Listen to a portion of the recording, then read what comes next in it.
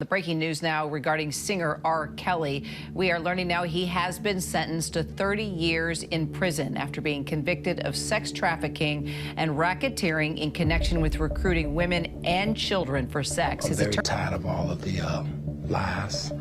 I've been hearing things and, and seeing things on the blogs and, I'm just tired. His attorney was asking for fewer than 14 years in prison, citing the music superstar turned sex offender's traumatic childhood. Clearly, that's not how the court saw it. How are you doing? I'm doing well. I feel present. When I think about the amount of time that has passed based on how long you knew R. Kelly, I think so many people have wanted to hear from you for so long. How does it feel to not be Jane Doe anymore? Welcome to the Trial Room, front row for hip-hop's biggest trials. Today, R. Kelly update. February 2026, the woman known as Jane Doe in his infamous sex tape case speaks out. Reshona Landfair, 41, did her first TV interview on CBS Mornings, tied to her memoir, Who's Watching Shorty? She says it's very liberating to claim her real name. We're breaking it down through the trial lens, what her story adds to the record. Your true self today is what? My true self today is Reshona Landfair. Not Jane Doe, not Sean. It's who I am as a person, who I am as a mother, a friend, a daughter, a colleague, etc. You dedicate this book to your dad, your son, and you say your inner self. Who else would you say this book is for? This book is for every person who has gone through some sort of trauma or some sort of uncomfortable moment in their life where they blamed themselves, were ashamed or embarrassed to live in their true skin and just really took the faults of other people and, kind of hid behind that. So it was just really freeing for me, and I wanted to share my experience with people who have been in similar situations. Reshona says she met R. Kelly through her aunt, singer Sparkle, when she was around 12 or 13. She was encouraged to sit on his lap, even to ask him to be her godfather. She says that's when the grooming began. She describes years of control, isolated on tour buses and in studios, cut off from the outside world. Her word, brainwashed. Mention your aunt, the artist Sparkle, who used to work with R. Kelly. I want to read some of it from, I think it was page 18. You say in the book, the next time we're at the studio, this is what you say, Sparkle said. You say your aunt told you the next time we're at the studio, you should ask Robert to be your godfather. Aunt Sparkle explained that I should sit on his lap and rub his head while I asked him to be my godfather. This instruction seemed sort of weird since I hadn't sat on his lap before, but I didn't question it. When you think back, is that where it all begins? Is that the start? That is the start. That is the start of him entering into my life in a different way than just being an artist or hanging out at the studio. It became more personable at that moment. Then came the tape. Recorded around 2000 to 2001, Reshona says she was 14 years old, a virgin, given Cristal her mind, quote, soupy. So when do things turn?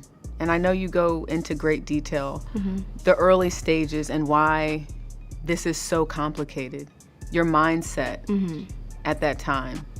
Well, during the time that I met him, I'm also a teenage girl who's going through puberty. And so some of the things that I was thinking or feeling were just normal expressions to, my maturity level at the time. And so it starts very innocent. It starts, being mesmerized and, like you said, like admiring this person. And then, it kind of gets a little deeper or more complicated when that person is able to, see what you can't see, the way you're developing, your conversation, your personality traits. So it kind of became more complicated when he started analyzing me and, the things that I was going through and who I was becoming as a person. And again, I was excited and mesmerized to, be under his wing and to be a part of his habitat. So that's how things kind of unfolded. The tape leaked before she turned 17, Kelly allegedly told her copies were already out there. Her reaction, empty, hollow, confused. It's stress fractures. And you say it was a couple of weeks before your 17th birthday. You say, Robert told me the copies of one of the sex tapes of 14-year-old me were beginning to be sold on the streets of Chicago and across the country.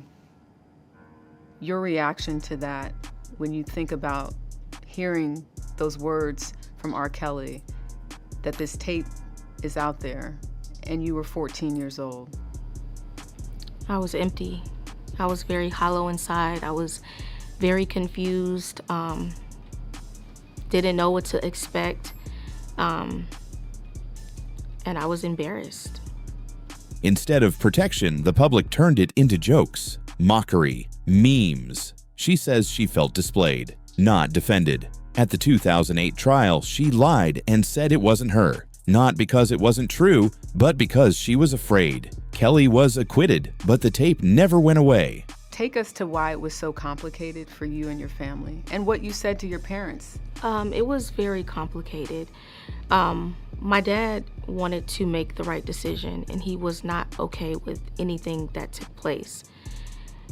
I was more under Robert's brainwash. I was more under his spell, and he utilized me against my parents, making threats of suicide and doing different things out of desperation to convince them to not turn on him.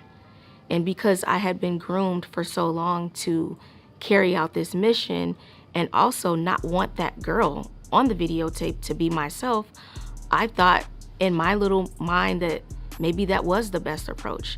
We felt more protected and had more resources and help through him than taking matters into our own hands with this celebrity and the industry and not wanting to be the people to end R. Kelly and deal with hatred and many things. So, I mean, I'm not here to sugarcoat any shortcomings of my parents or myself, but at the time, that's what made us feel the safest. You felt as though R. Kelly was holding all of the cards, had all of the power. He did. Everything changed in 2019. The Surviving R. Kelly docuseries gave her something she hadn't had before: strength. In 2022, she testified truthfully as Jane Doe in federal court in Chicago. Charges: child pornography and enticement. The verdict: guilty. He was sentenced to 20 years, running concurrently with the 30-year sentence from New York for racketeering and sex trafficking. Total time, roughly 31 years. Projected release, around 2045. How did you make peace with your parents later? When you become a parent, you have a different way of thinking.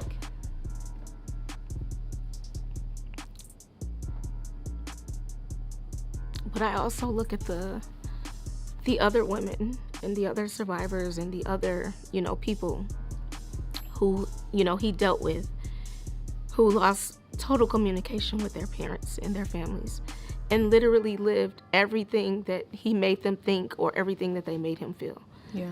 So in a sense of why it might be presented to look a certain way, my parents actually saved me. They're the reason why I'm sitting here today. Because if it had not been for them, if I lost complete communication with them and I was literally living his dreams, his brain, his way of thinking, I don't know where I would be. Mentally, physically, or emotionally. Now, she's stepping out of anonymity. On CBS, she speaks openly about family failures, institutions ignoring warning signs, and public shaming. Her message to other survivors is simple: I believe you.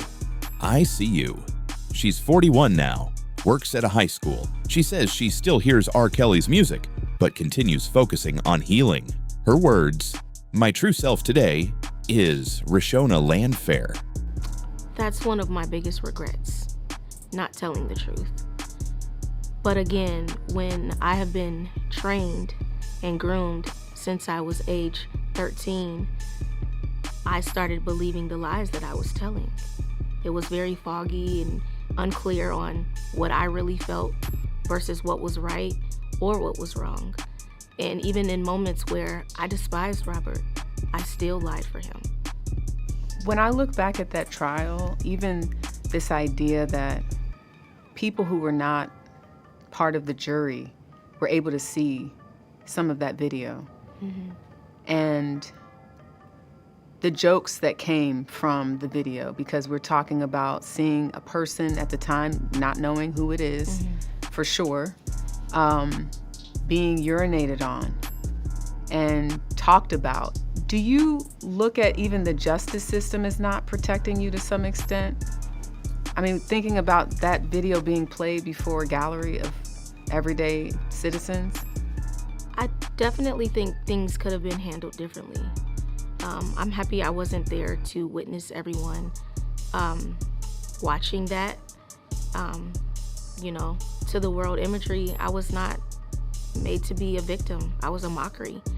And that was very difficult to digest. It was very disheartening to know that my body was just being displayed and tossed around.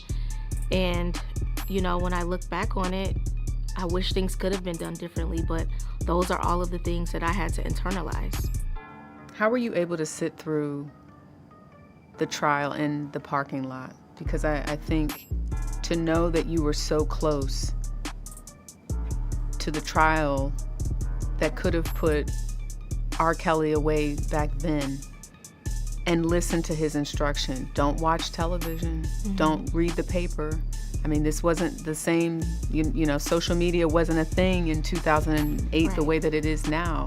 That was very scary. I didn't understand why he wanted me there, why he made those choices, but I just went with the program.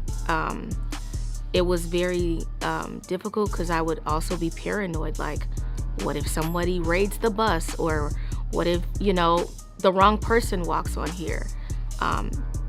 But I don't know if he did it for comfort, of not wanting, of being afraid of me just having the freedom to just walk out if I wanted to. But he kept me very close in that way. The courts delivered a sentence. That part is finished. But for survivors, the story doesn't end when the judge speaks. It ends when they're finally heard. This is the trial room.